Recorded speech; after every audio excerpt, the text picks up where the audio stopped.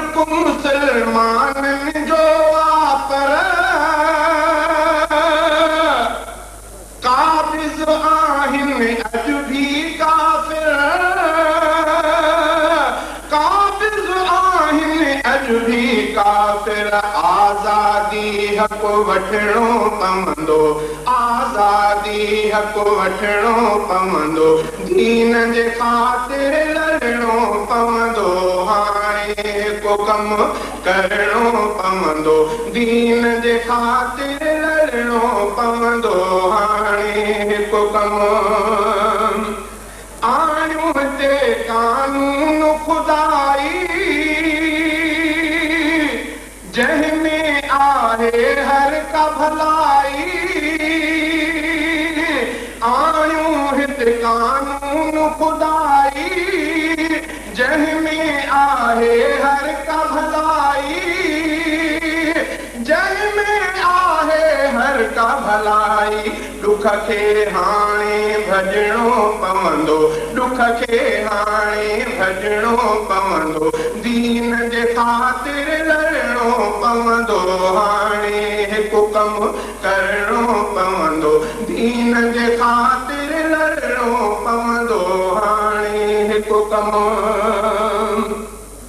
अॼु नारे तकबीर लॻायो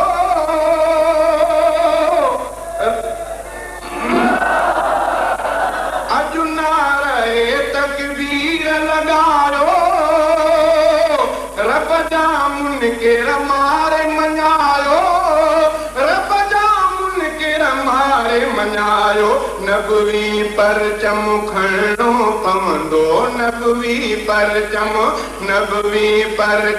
खणणो पवंदो दीन जे ख़ातिर लड़णो पवंदो हाणे हिकु कमु करणो पवंदो हाणे हिकु कमु करणो पवंदो दीन जे ख़ातिर लड़णो पवंदो हाणे हिकु कमु शान नबूवत शान सहाबा पंहिंजी मंज़िल पंहिंजा जज़्बा पंहिंजी मंज़िल पंहिंजा जज़्बा हक़ सां रिश्तो ॻंढणो पवंदो दीन जे ख़ातिर लड़णो पवंदो हाणे हिकु कमु करणो पवंदो दीन जे ख़ातिर लड़णो पवंदो हाणे हिकु कमु कोर्ट ते बिल्डोज़र फेरे अंग्रेज़ी कानून खे केरे अंग्रेज़ी कानून खे केरे आदिल काज़ी रखणो पवंदो आदिल काज़ी रखणो पवंदो दीन जे ख़ातिर लड़णो पवंदो हाणे हिकु कमु